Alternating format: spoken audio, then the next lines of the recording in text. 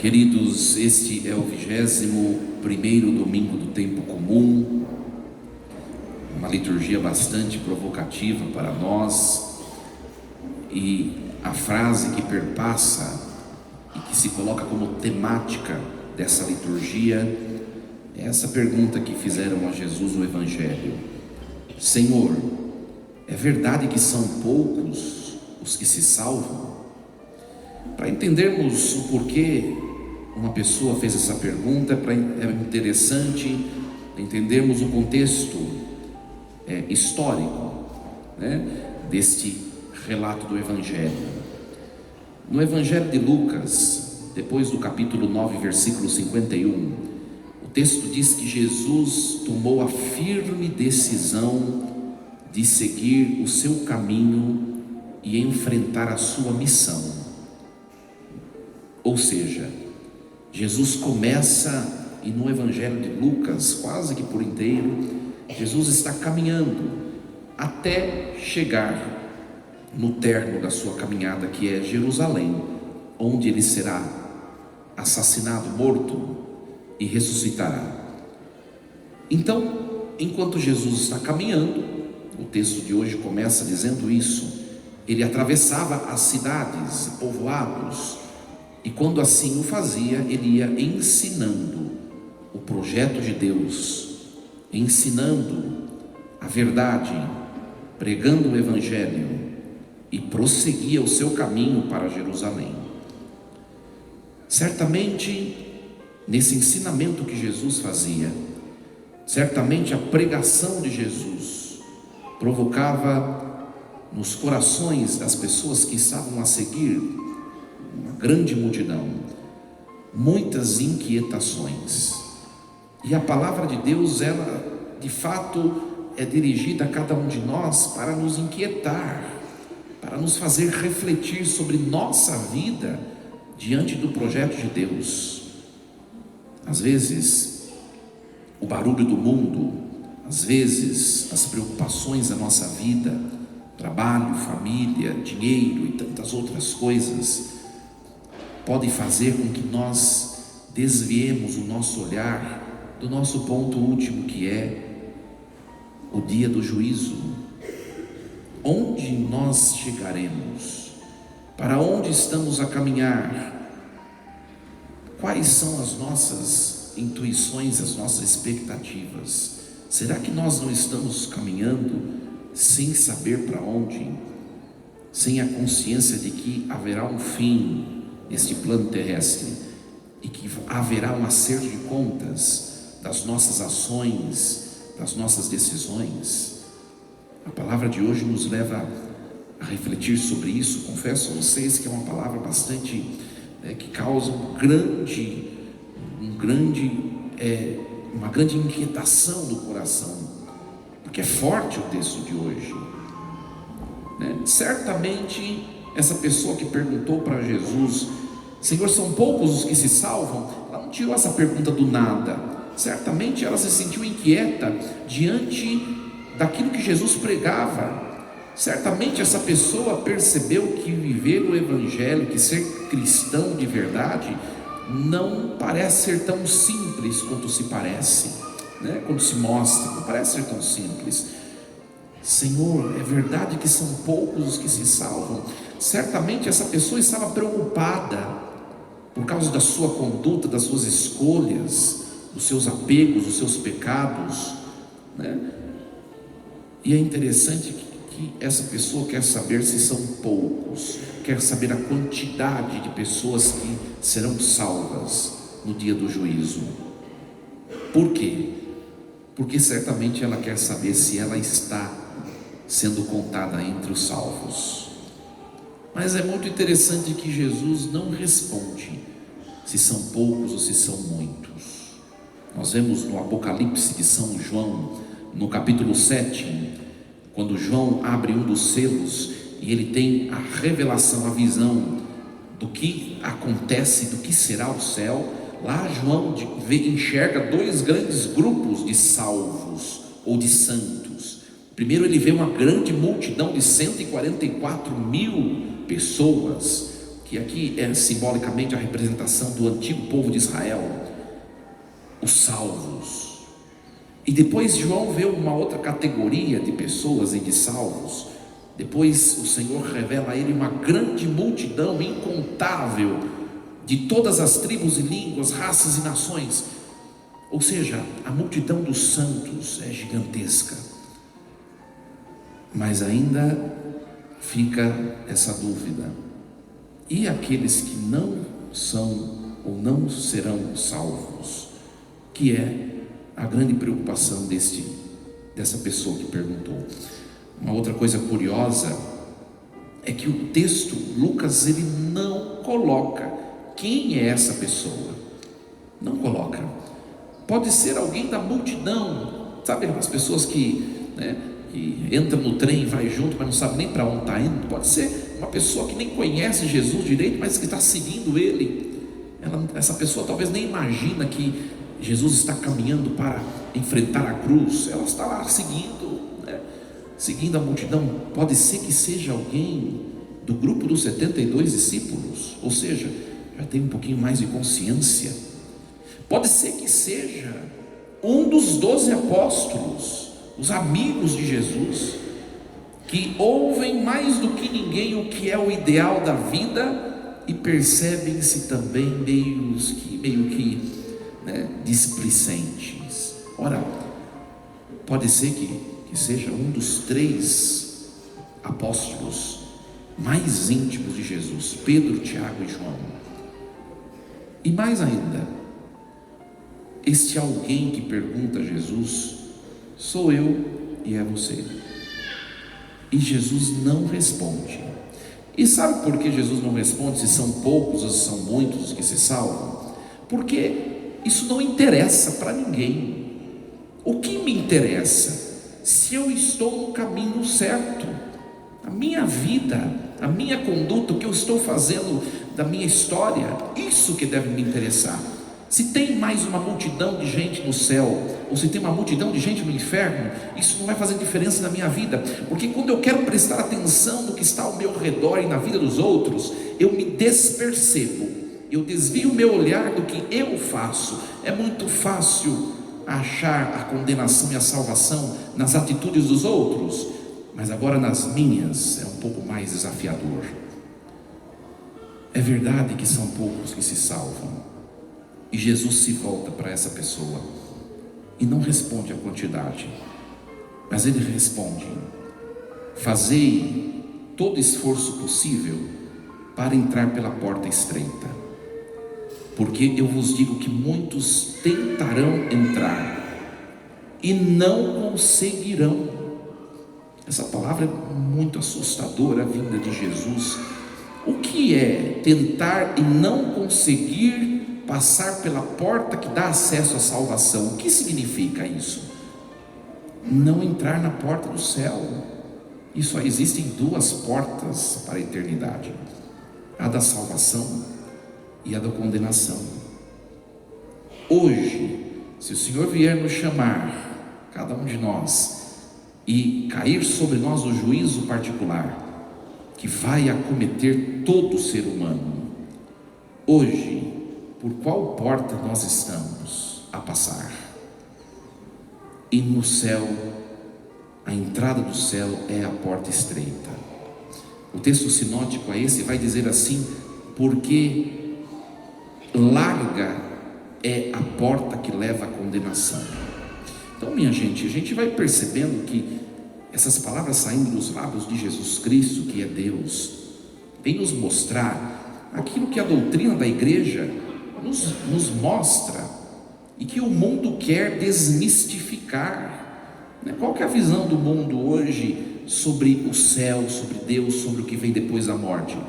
Tá todo mundo de boa, não é a visão de hoje, né? Zeca Pagodinho, deixa a vida me levar, a vida vai te levar para o inferno, toma cuidado. Nós temos que perceber que o que acontece conosco quando nós ficamos parados?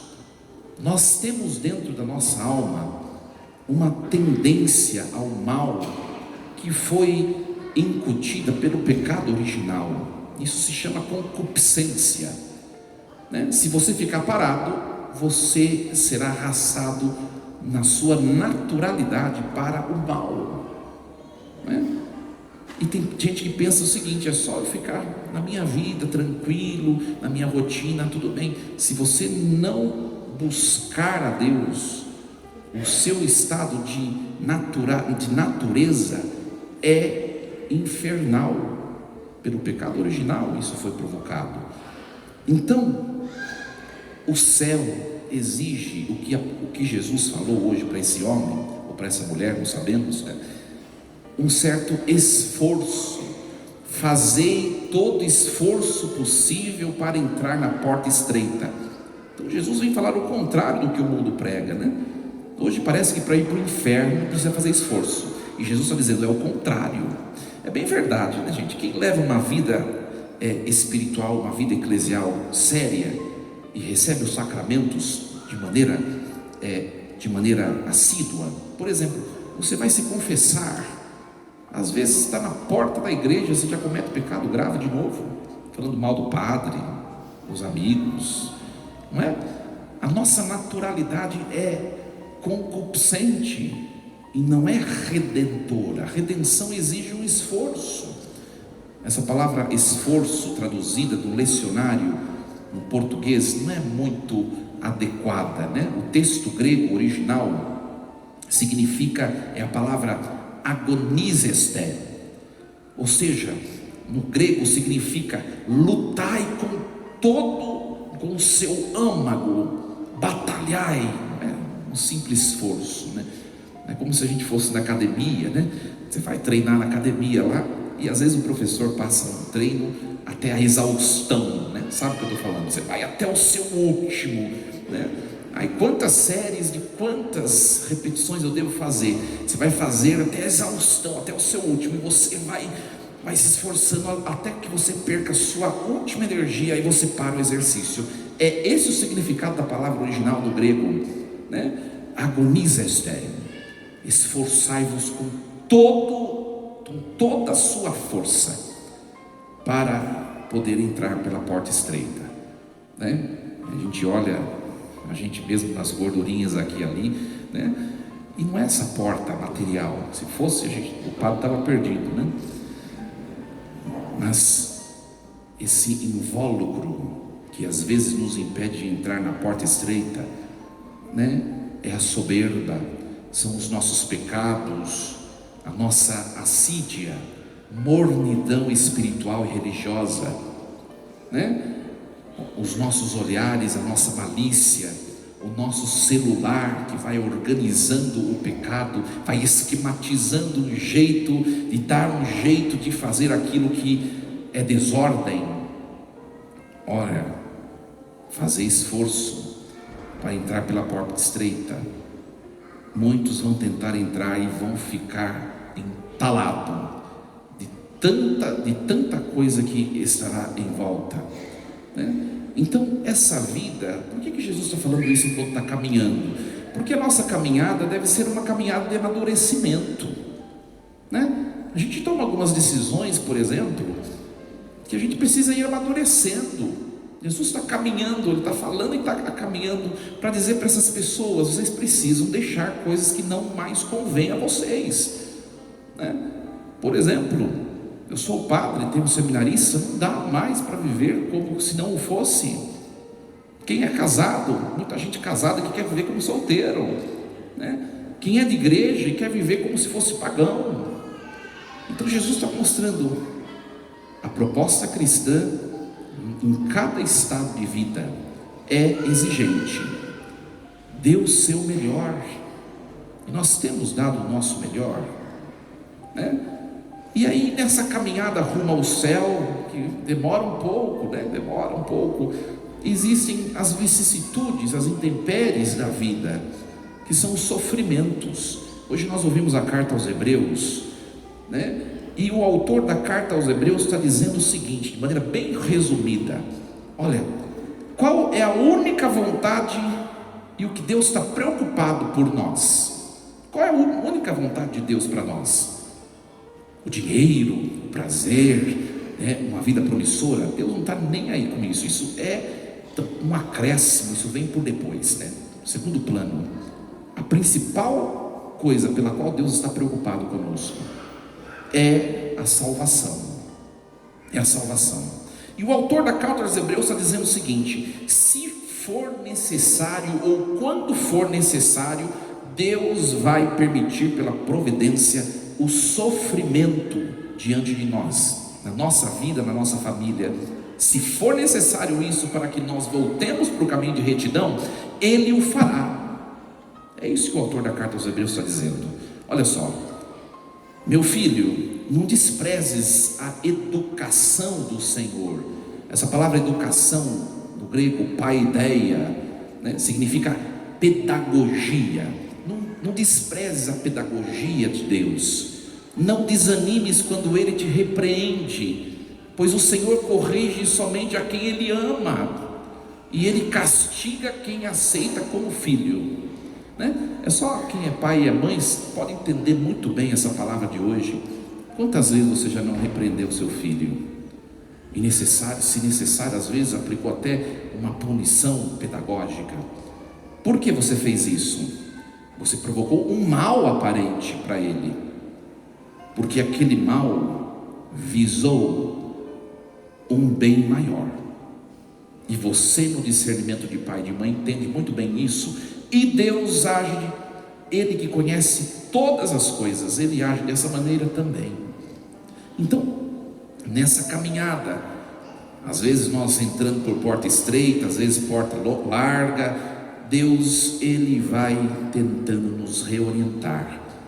Então, minha gente, ora, se nós conhecemos o que é o projeto de Deus, e se nós estamos vivendo uma vida de desordem, atirando para tudo quanto é lado de maneira desordenada, é melhor voltarmos para o caminho de retidão, para que Deus não tenha de permitir de usar desses recursos pedagógicos, que é o sofrimento. E quando nós estamos sofrendo, que nós tenhamos a hombridade de reconhecer, né? Porque às vezes existem sofrimentos que são consequentes às nossas más escolhas, né? Mas que nós percebamos nos acontecimentos da vida os convites de Deus. Pode ser que Deus esteja te chamando à conversão, você ou alguém dos seus. Isso é dom do discernimento. É dom do discernimento. E aí Jesus, Ele continua no evangelho de hoje. Olha, uma vez que o dono da casa se levantar e fechar a porta. O que significa isso no texto? É claro, uma frase escatológica, falando do fim. A porta se fecha. Na morte não tem mais jeito. A sua decisão última, até o último suspiro, é que vai determinar o seu trajeto eterno. Quando o dono da casa se levantar, aqui é a representação do juízo particular, e fechar a porta, quem ficar do lado de fora não mais terá condições e possibilidade de entrar. Hoje nós estamos fora ou dentro da porta do céu?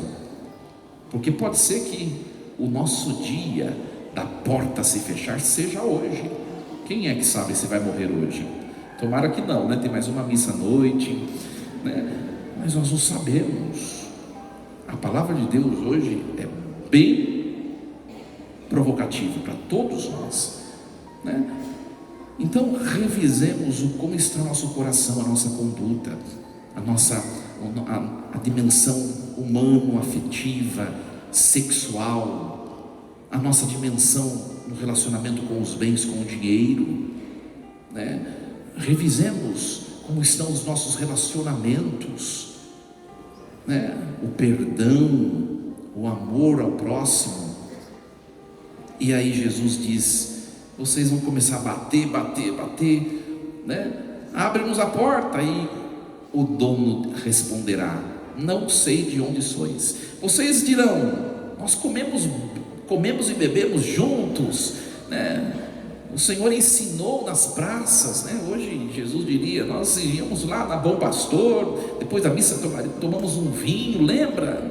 Não sei de onde sois. Olha só: afastai-vos de mim, e haverá choro e ranger de dentes.